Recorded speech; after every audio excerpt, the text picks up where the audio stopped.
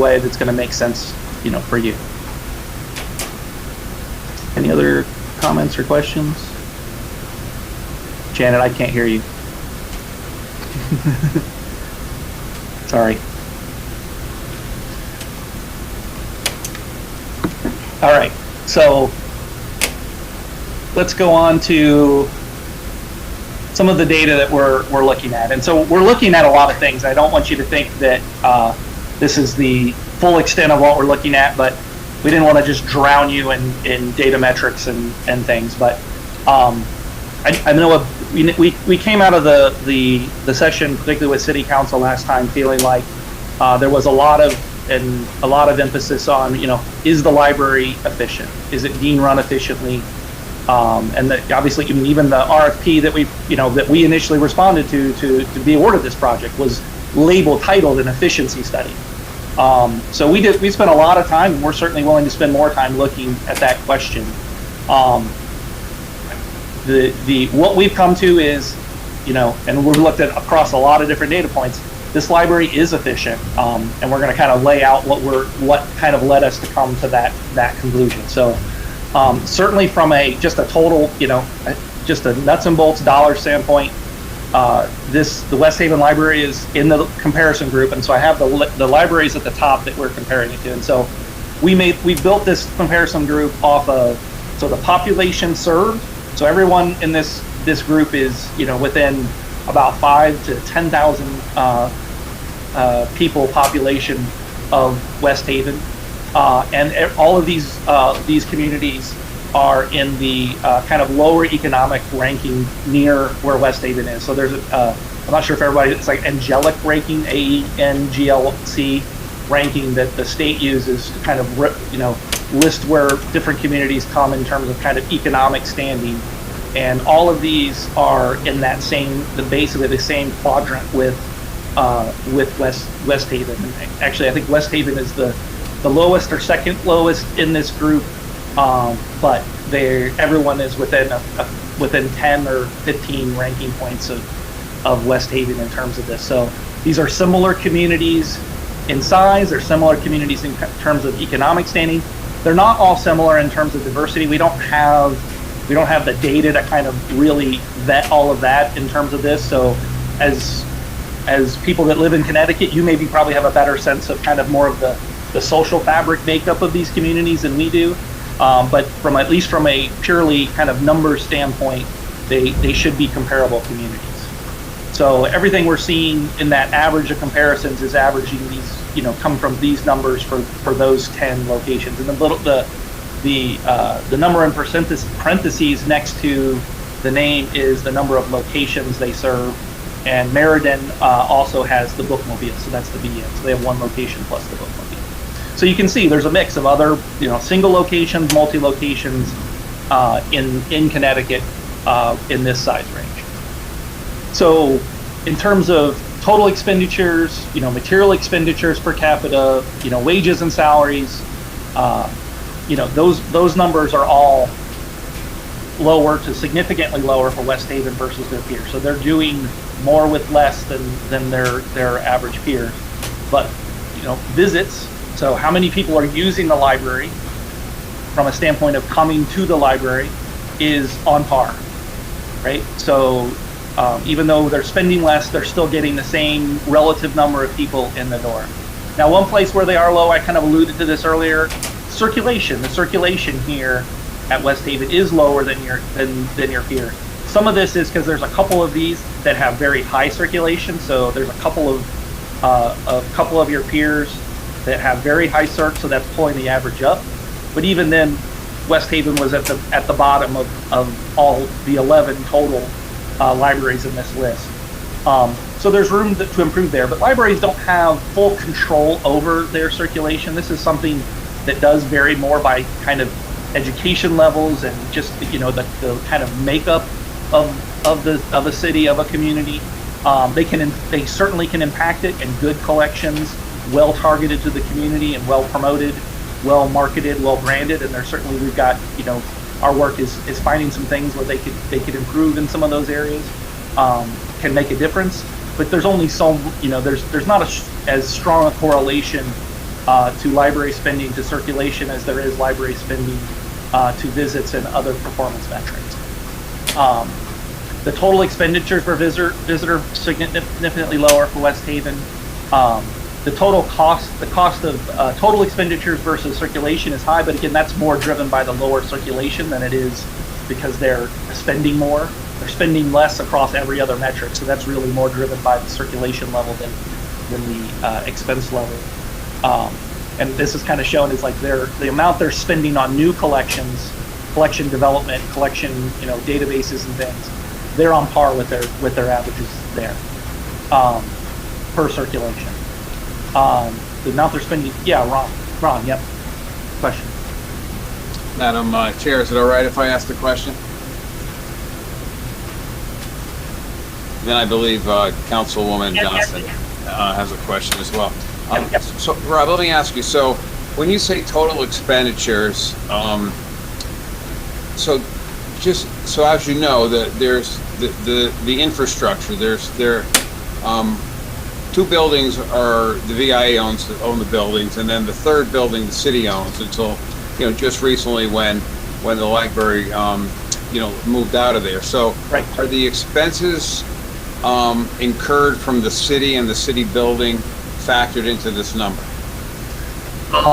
So I don't know on the city building. I know for the two buildings that are so this is basically their cash. These are not like their audited statements. These are their cash flow kind of financial. So what they're actually expending. So if it's a number that the city doesn't charge back to the library, then no, that portion of the Piantino expenditures that you're perhaps incurring isn't probably included in those numbers. Yeah, and I think personally that's important because that skews the numbers because if it's left pocket or right pocket, the city more or less 98% is funding the VIA. Mm-hmm. So it would be good to have those numbers to really see how much we're spending inclusive of everything. So all expenses. So for the cities, the use of the building, the electricity, on and on, all those expenses of those buildings aren't reflected in these numbers. True. The one thing to keep in mind with that, the other side of that coin is in the average number, some of the libraries in this are full municipal libraries.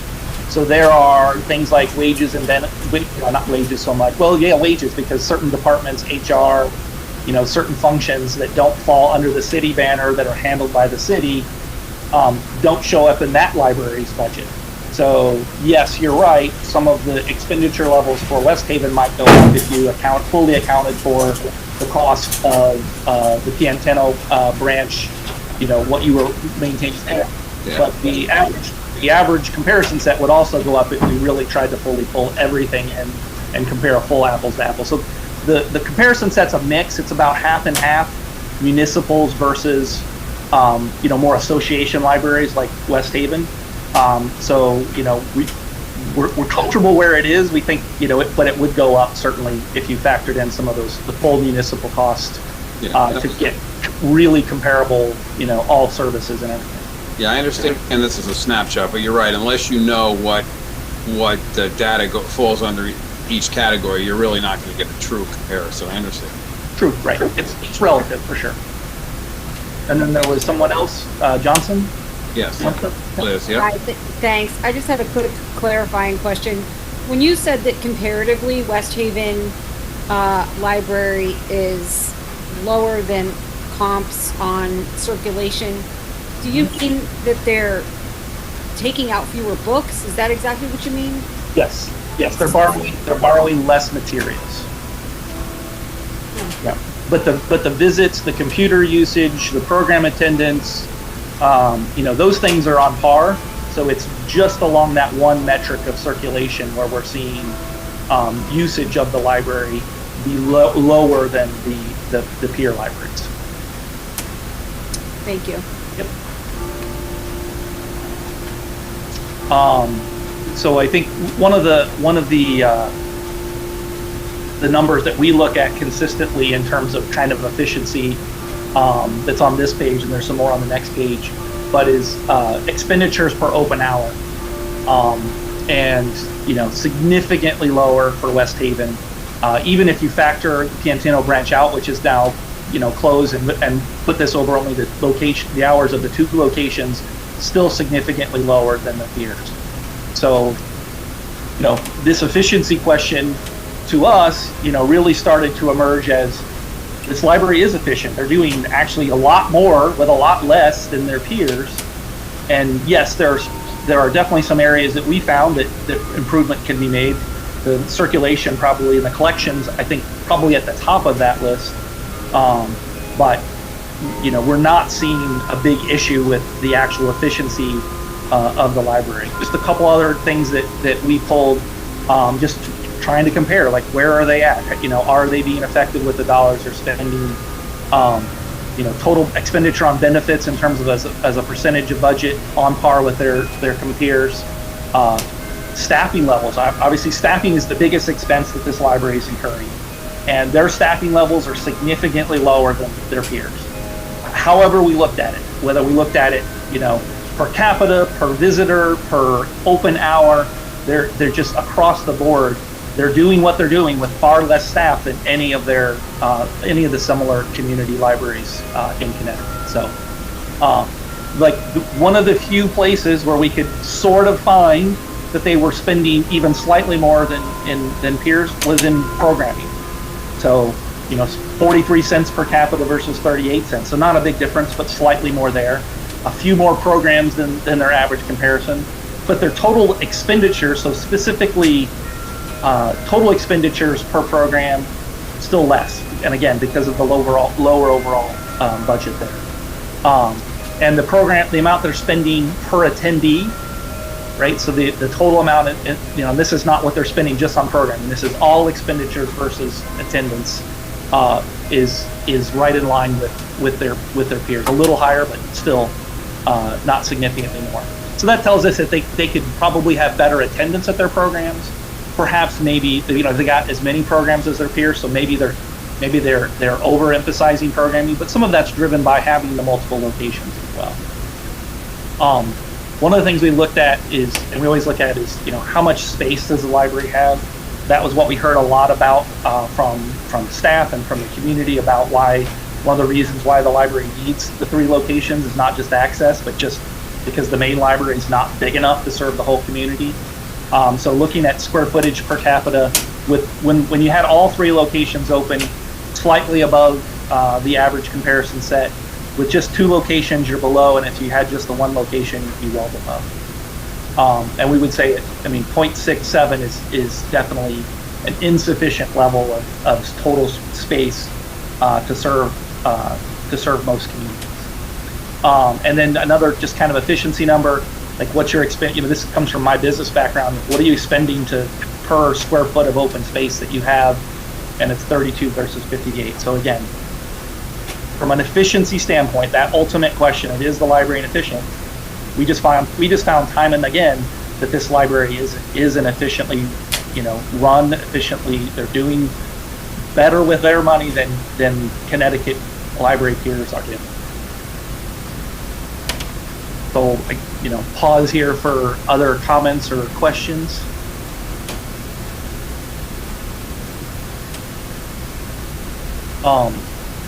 So a couple of things that we really walked. What was our question? Sorry, did I see somebody raise a hand? Well, thank you for coming in, Robert Burton. Appreciate it. So, a couple of things I'd like to ask you, touch base on.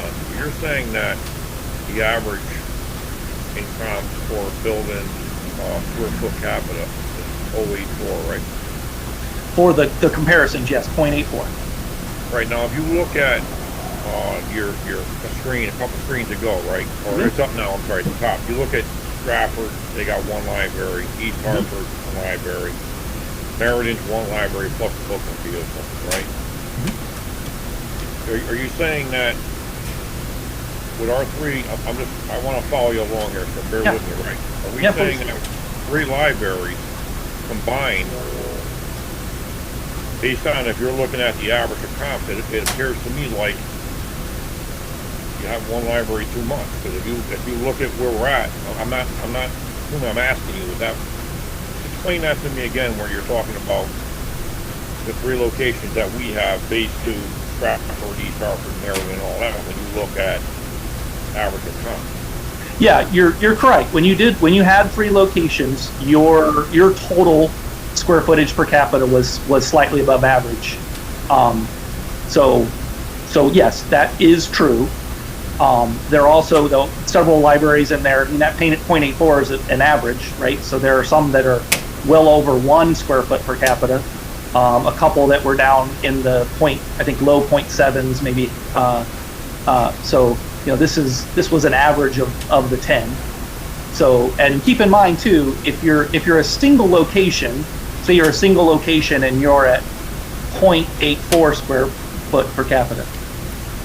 In a building, you've got HVAC system, mechanical systems, bathrooms, and things like that. I mean, that's one of the negatives, right? The extra cost of having multiple locations is you've got some redundant spaces that you might not need if you could do everything in one building, right? Completely acknowledge that. So I would contend that at 0.9 across 3 locations is probably similar to a 0.86, 0.87 in terms of a single location, because you are losing some efficiency in each of those buildings with first, just some of the circulation factors and mechanicals, unprogrammable space, things like that. So it's not maybe as different as it might look on paper, even with 3. I understand, and that you clarified what I was asking. Thank you very much for that. Yep, thank you. Yep. So a couple of things that we're kind of sitting with as we kind of got to the end of our community input phase and got to the that 80-90 point on the analysis is we got some clear issues with the relationship between the city council and the library. What can be done to help kind of bridge that? What can each side do to try and bridge this divide a little bit more? I think that's one of the things we're looking at, because this is also not just an efficiency study, it's also kind of a strategic plan and an idea kind of focus area. You talked a lot about you want some fresh ideas brought to the library, so we're looking at, that's a big question we're looking at, because that's a big thing standing in the way of the library really being able to fully execute is this fractured relationship, and how can they improve that? How can they meet you halfway in terms of that? I think another thing we just see is that there's a lot more opportunity for partnerships in the city overall, not just with the city and other city departments. So that's a key piece of it as well. But other organizations, other agencies in West Haven or in the regional area, we think there's some opportunities, bigger opportunities for the library there. To just get more impact from what they are doing, right? Not having to add extra services, but just making those more connections through those agencies and getting the services they're already offered into more people and in front of more people through those partnerships and through those agencies. So those are some things that we're focused on that we're going to we think should be focused on in the planning document. The other probably big area, and this is something I will tell you, that every single library that we've worked with and are working with now, is how do they raise the level of their community engagement?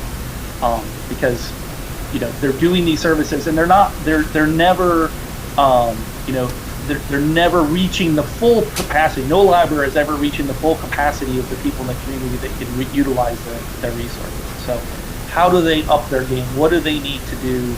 What kind of actions, investments, shifts in staffing roles and responsibilities?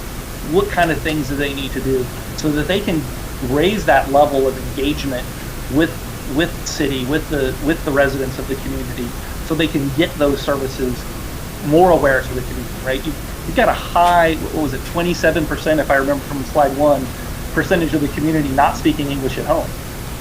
A high probability those people came from countries that don't have public libraries. They don't have a framework to even understand what a public library is and can be and can mean to their family. So what does the library need to do to change that, right? To raise that profile of what the library can be for those people in particular. But even the people that have grown up maybe in West Haven their entire lives and still never use the library. How do they get themselves in front of them and do that? So yeah, I think Liz Johnson, Councilwoman Johnson has a question. You can just call me Liz, thanks. Sorry. I'm wondering if, well, clearly there's probably a correlation too, though, then language-wise, that there wouldn't be resources available either. In terms of what do you mean? You mean not enough resources, you mean? I mean, if 27% of the population is not natively speaking English, there may not be resources available to them in their language, you know? Yeah, no, that's always a possibility. You're right. Certainly with the diversity present in your community, it's unlikely the library is going to be able to, particularly at 3 locations, staff. Yeah, I really was just commenting, thinking about, like, you're saying, like, them maybe not knowing about the structure of a library. There may not be, that may be another reason that they don't utilize it. I was just thinking. Okay. Yeah, okay, thanks. So, in terms of the last 2 slides, any other questions or comments or feedback to us? Things that come to your mind? Yeah, Ron. Yeah, I do. Well, first, going way back, I'll give you that a 2-part.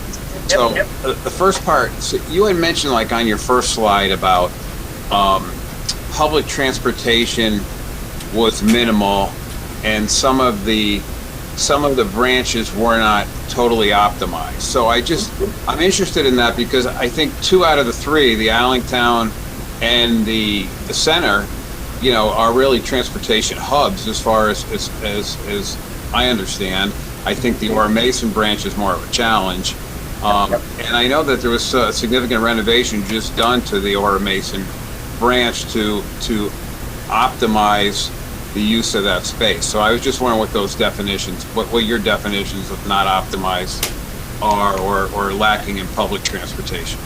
Yeah, so again, this was more what we heard, right? So that's not necessarily coming from our specific analysis of your transportation system. That was more what people said to us.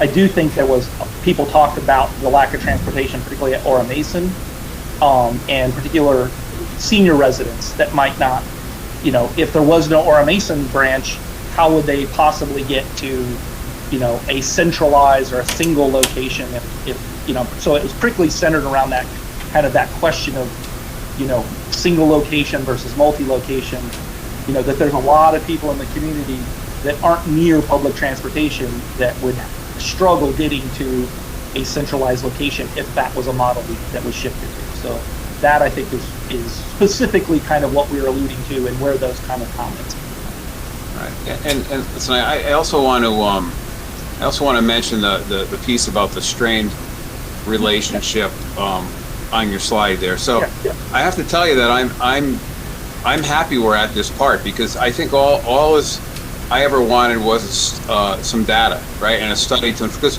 as a city councilor, that's our role, to make sure, right? So at the end of the day, I think more so now than ever, the council and the library board have a collaboration. So we both agreed collectively to put a study out, and so it can inform us about our near-term and our long-term plans, strategic planning for the library system. And now we have this study underway. We have some initial findings, and we've developed a working group. Before this, these findings came out, that we've met probably a half a dozen times already, just plotting the course of what's next. And the immediate need, obviously, is a location in Allentown.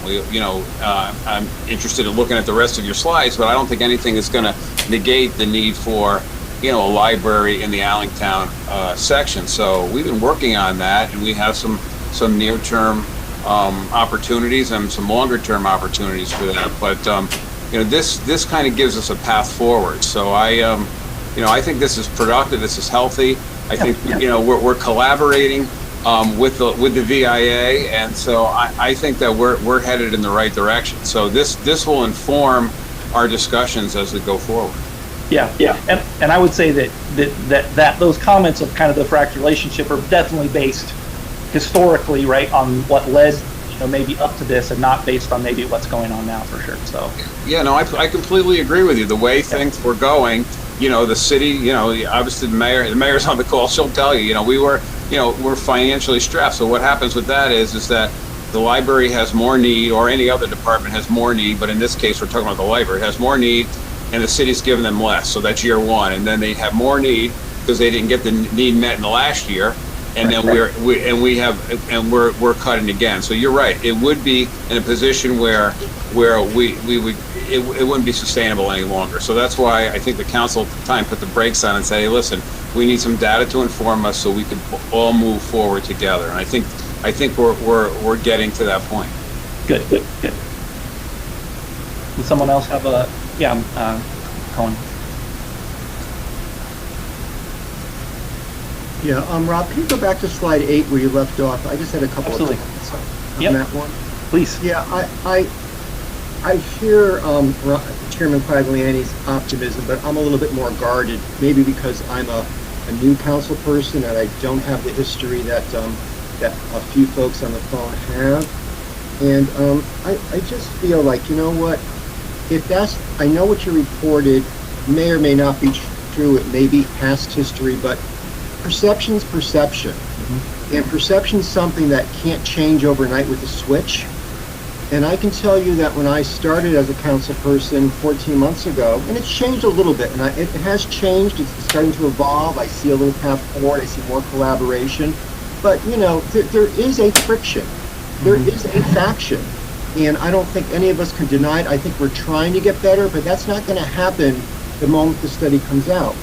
I also have guarded optimism and hope, because I do think it's once the final recommendations or findings come back to us, whatever that may be, that's where we're going to find out if indeed there is that the cooperation through this study group, which is happening now through Allentown, et cetera, is really going to prove if it is or it isn't. So I'm hopeful, but I am not. I would tell you, just from my perspective, the city and the Library Association has a lot more work to do before we really get to that comfort zone. Yeah. And I do think that this study is going to, it hopefully will bring us together, but it's going to bring some very direct realities. I also wanted to get to slide 8 here. I think the way that, because obviously this is what you're finding, resident engagement at the library, everyone always says it, but, when you, and again, it's not a comparison with the towns that you had here, but when I take a look at some of the towns next door to us and the way that they promote as far as the city in partnership with the library, regardless if they own the library or not, it is much more friendly. It is more it's never top of mind, but it's in mind. We don't have it in mind. It's always part of the overall plan. It seems to lack there, only because it's not done purposely, but I think it's just done because of maybe past history, where there are people that feel very, very isolated, or they have past, I hate to say it, past grudges, past prejudice on both sides, and that's something that is going to change, but it's going to have to change organically. And so, to your point too, is there's never enough engagement, but nonetheless, engagement is one thing. But when you have a community that feels like it's us versus them, the city versus the library association, that's not healthy. And I don't think that we as a city or the library association does themselves much good by doing that. And I do hope, and I agree with Chairman Quagliani, that what started in these past months, if you will, has been productive, but I think the proof will be in the pudding, once your study comes out. So that's all I had. Thank you. Thank you. I thought I saw another hand go up. Yeah, Robert, please. Rob, I just want to piggyback off of Chairman Quagliani. I'm really impressed with the hard work that you guys have put into this. I'm really excited with the road we're going down as far as, the study where you're pointing out some really good, different items that you're pointing out to us. And, I do believe it's the beginning, and I would like to think that we could fix the fracture between the council and library if we would. We need libraries for the people here in West Haven, and it's important that we work together to get to that step. So, with that being said, the only other thing I would like to ask you is, going back to Councilman Cohen, when you do have those surveys out, where you know where they came from each district, I feel that's very important. Along with Councilman Cohen, you'll get them back to us. Yep. As far as, so I might have wrote down the wrong number, but 300 surveys went out. More than 300. I don't remember the top number. We were at 350, I believe, on the surveys. Can you hear me now? We can hear you now. Yes. I got it fixed. What we asked in the survey actually was what branch they usually use. So we did not ask where they lived specifically. When we asked the question about where they lived, it was more about what community they lived in. So, was it in Orange or was it in West Haven, or, where did they actually live? So we have that as we don't have it as where exactly they live. But I can also tell you it's a little bit shaded because of the closing of the Pintino branch, because that happened while this was going on. And I think people already discounted that because it only shows 3% of the people were using the branch, which I don't believe that was probably true. I think some of it was because that branch was closing and they didn't count it as a branch. So, it's a little bit cloudy because of that. I understand. Thank you for that, Ms. Nelson. I appreciate that. How were these surveys handed out? Were they mailed or randomly going up to people and asking them for their input on it? How was this done? So it was a convenience survey. It wasn't an intercept survey. It was convenience based. But the library did spend the money to send a postcard with the survey to every address in West Haven. So there was an invitation sent to every single household in the city. In addition to social media, email campaigns, library website. We asked people that came in on the sessions, we asked them to share it on their social networks and things like that. So, Rob, are you saying that every household got a survey, or you're saying got a postcard linking them to the online, or that they could call the library and get a paper copy if they prefer. Okay, and then we had 350 response per se. 350 people completed the survey. Yeah. Okay, thank you very much. That's all I have. Yep. Thank you. Yep. Yeah, and Go ahead, Janet. I was just going to say 16% of the people who answered the survey were not regular library users, which that's great because we don't get that many non-users of the library taking the survey. So the postcard really helped to up that number. So that's something that will factor in as well. Yeah, our usual best case on non-user participation in the survey is under 10%. Like usually 5, if we're lucky if we get 5. So, Colleen, I think you had a question. Thank you. My question is actually about the board in fundraising. Is that something you're going to get to, or should I ask that now? No, you can ask that. That wasn't. Okay.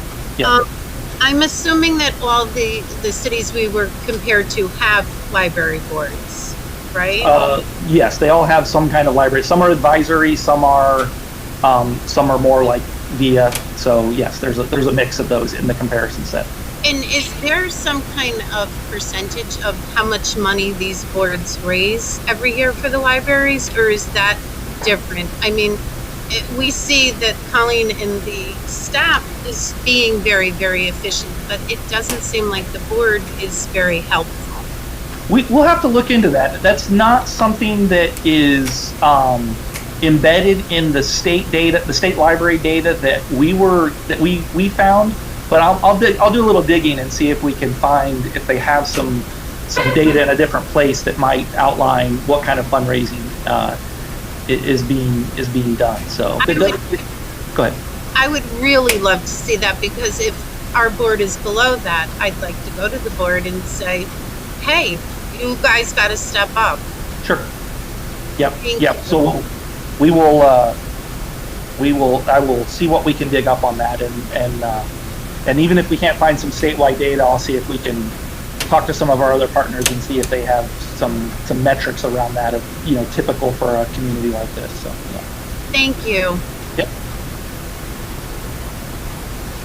Yeah, you see now why we do this check-in, right? Because we can help make sure we address all the questions that might arise that we wouldn't be able to do if we didn't. We just brought you the final report at the end. So, yeah, Councilman Cohen. Yeah, I 350 completed surveys for a town that has about 55,000 residents, and I'm going to guess between 28 and 30,000 residential addresses. I'm just guessing.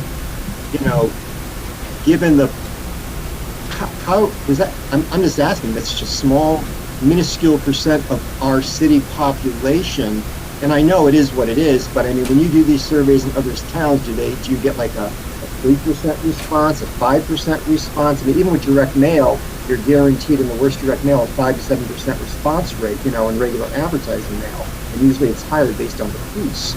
And so I'm just wondering, this percentage is like less than 1%. I'm not complaining about it, but you're basing this very, very important work, and I love what you're doing here, and I appreciate everything that's being done here.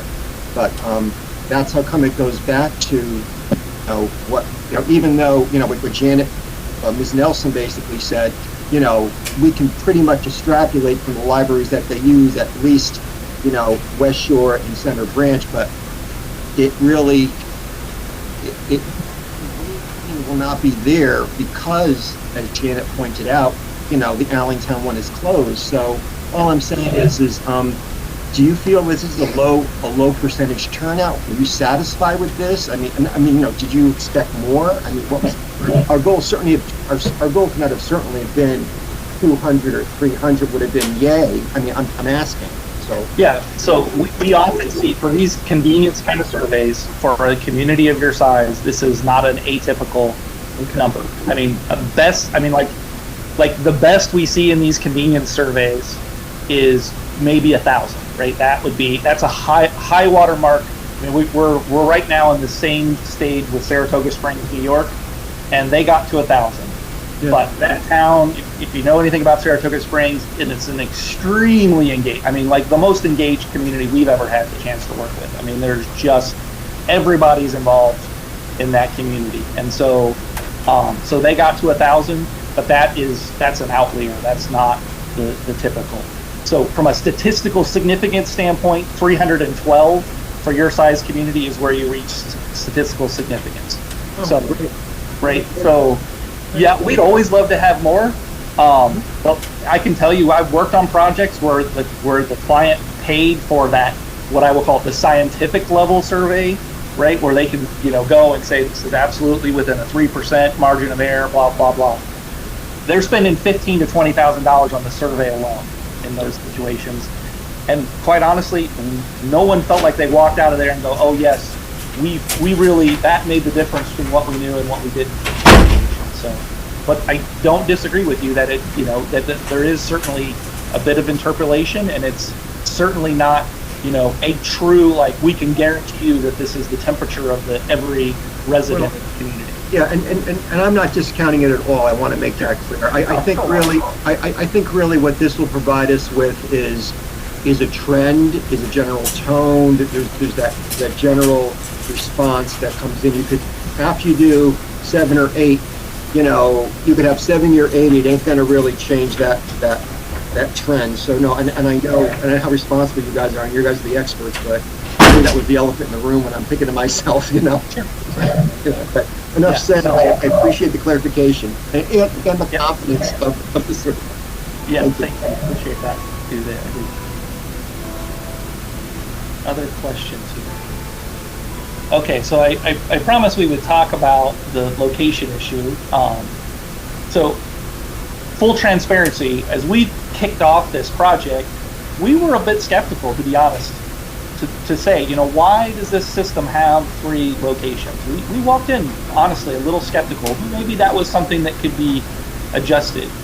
The more we talked to people, the more we looked at the data, the more we looked at the reality of the map, and not just the way things lay out, but where the communities of need in particular are positioned in this community. We hear about the different kind of challenges in transportation, and you look at how the community lays out, and there's not a good transportation routes from the north portion down to the southern portion, and it just really started to become complicated of how would you fully serve this community if you had less than 3 locations.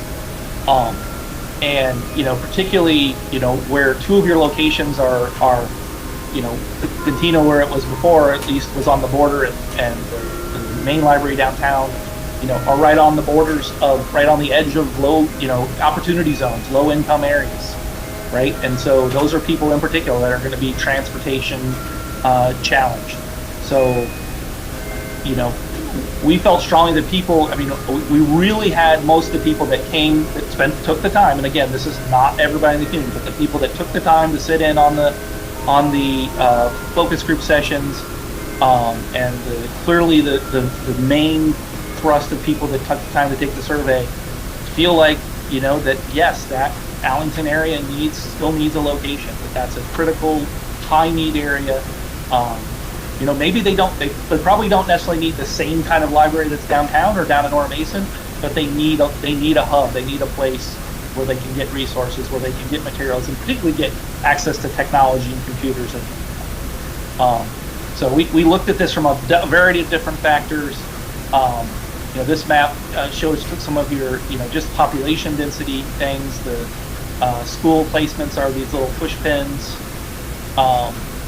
and we looked at economic, levels. We looked at kind of the racial and ethnic, makeup of these different areas. We just looked at this in a lot of different ways, and it was just hard to come up with any kind of, starting with a clean slate even. Where would you put, a single or 2 locations? Where would you put it that would truly be equitable to the full community? So,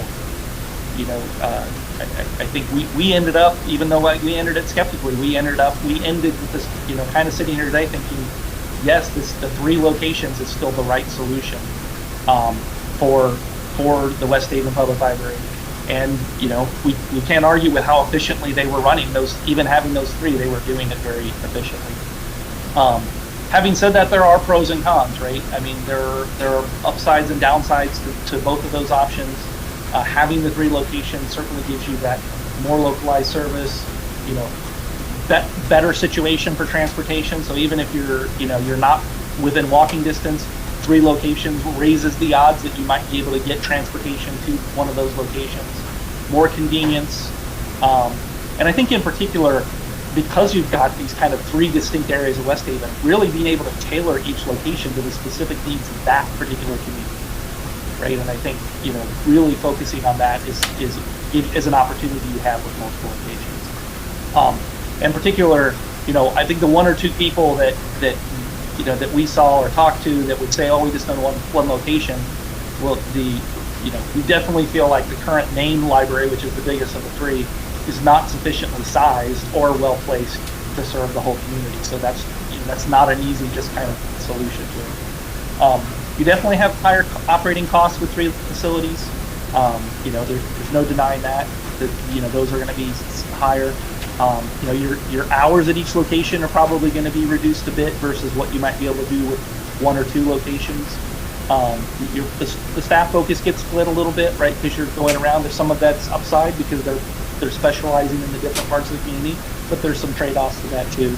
And as we talked about earlier, when you have multiple locations, there is some redundancy of space, so you lose a little bit of that kind of space efficiency as well. So those are some of the things, in terms of that location issue. Again, we started out skeptical, but we sit at this point feeling pretty confident that the 3 location approach is the best model for West Haven going forward. Questions or comments on that?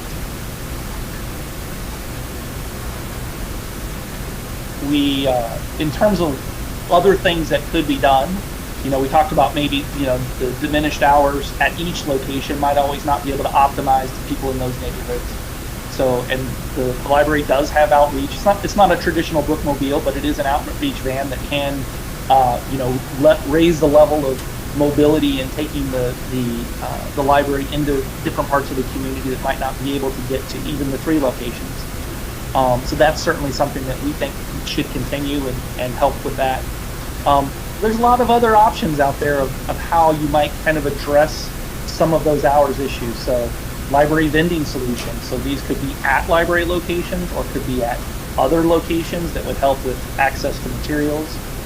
Pick up and hold lockers. So this is becoming a more common way to add convenience. So it can make actually put outside or in an outside area. So 24/7 access to your hold. So that can, expand access to the library's materials outside of normal hours.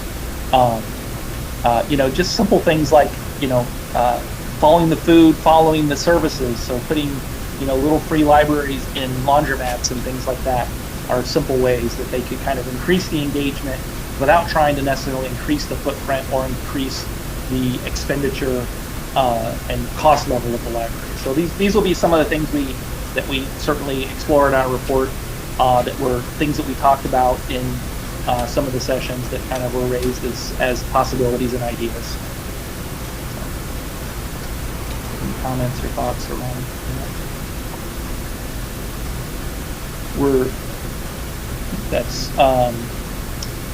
We talked about collections, we talked about equity, diversity. I think, there was a lot of conversations about what is the role of library community development, right? You've got a community that's facing a lot of challenges. And I think looking at, and it's good to hear that you feel like the relationship with the city and between the city and the library is improving, because there's so many opportunities that we see. When that relationship is working well, there's a lot of things that libraries can do to help in that community development across all the different areas, from community building to arts to economics, to partnerships within the universities and such, which have great opportunities around that. So, we definitely see that there's, that this is a big place that people think the library, has a role for in the community, but they need to be able to have the funding in place to do these things. They can't do it without, any funding. So we think there's an opportunity, particularly of how, it seems, the efficiency that they seem to have for, that there could be a lot of community bang for the buck with those dollars. You're getting bang for the buck now, and there's a real upside to what we see that could be impacted in terms of positively for the community. Whether that's through fundraising, whether that's through, tax dollars, whether that's through alternate, grants. There's a good chance there's going to be some fiscal stimulus money coming through specifically around, kind of diversity and, kind of racial equity. There's a bill in front of Congress now that, as currently written at least, there's $5 billion with a B allocated specifically to public library construction in communities, particularly of color, and communities of historical disenfranchisement. So those are, there might be some opportunities there. Those are more capital and infrastructure projects, not operational. But again, that might be, something that coming down the pipe that might, with a very diverse community, should be on your radar for opportunities to kind of bring up the, elevate the level of your physical facilities in your community.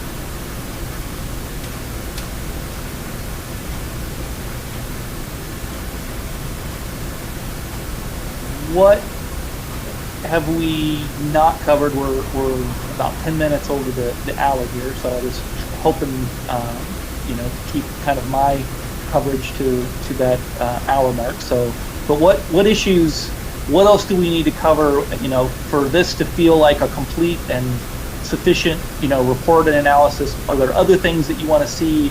Other analysis that you want us to perform or talk about in the report? How else do we make sure that you feel like we did the job as tasked with for you? Hey, Rob. Yeah, Rob. mean, I think you could help me with, I know that you had our comps up there, and you had mentioned that some are VIAs and some are come under the umbrella of the city. I'm just curious, so is there a certain, so for a VIA library system, is it set up typically the same way that ours is, where they're independent of the city as far as structure and administration, but yet their funding source is the city? Is that a typical VIA setup? It's a frequent one. I don't know, and I can get you that answer when we kind of outline those. We can highlight like what their actual funding model looks like, because the state data that I have just says whether they are an association or a municipal. But we can dig a little further on the comp libraries to actually kind of elaborate further on what does their funding and reporting kind of structure look like, right? So the association libraries are fully independent in terms of oversight and management, like the VIA. But I don't know if they all rely on specifically municipal funding, or if they have some kind of direct tax funding or something like that. So in other states, like what an association library like West Haven would typically actually have a direct taxing authority. You know, it might be the city or county that collects the taxes, but it's like a separate millage or a separate taxing. So I'll have to dig in a little bit more on that to answer that question for you. Yeah, and who would be, I mean, your point's well taken about the integration of the library and the city and the library, so that, you know, there's more of a cohesiveness. But I guess my question would be is who is that typical liaison, right? So if the library is a separate entity, where does that liaison piece fit from the city, so you can make that connection? Where does that usually fall? Yeah. Okay. We'll look into that. And that's actually relates back to a note I made, a comment earlier, that I think that's one of the things is establishing a liaison, particularly on that marketing kind of community engagement front between the city and the library, so that there's more partnership and collaboration, particularly on kind of raising community awareness of what's going, not just at the library, but the library helping to raise awareness of what's going on with the city and Parks and Rec and things like that. So treating that truly like a partnership. Yeah, and I think we do it unofficially, but I think just like anything else, when you do it unofficially, there's gaps, right? Absolutely. Yep, absolutely. Yeah, Colleen. Since you're looking more into the boards or the association, I would like to know how the members are chosen. You know, are they picked by the leadership? Are they picked by the board themselves? But I feel that's also an important thing for here in West Haven. Yeah, I do recall there's some data related to that in the state data, in terms of kind of at least generalizations of whether they're appointed or elected or things like that. So yeah, we'll outline that, particularly with the comps. All right, thank you. Yep. Nancy.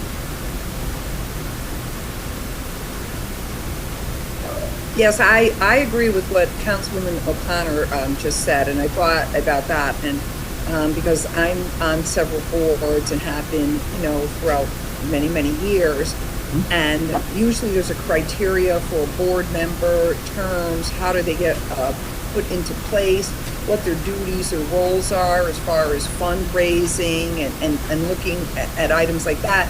In fact, most not-for-profit boards that I've been on, they expect the members to, you know, give a donation. They don't necessarily always say what amount. So I didn't know what, you know, interaction this board had. I know that they have another group, the Friends of the Library, that does a lot of fundraising, but I'm not quite sure the actual board itself, if they, you know, generate any funding, and what their roles are. Do they have staggering terms? How, you know, again, there's a lot that I don't know about that. I've gone to a couple of meetings, but I never knew how the board was selected. So I know myself, I'm curious. I agree with Councilman O'Connor that, you know, it'd be a good idea to know at least how the board is formed, selected, how they get on, how they get off, that type of thing.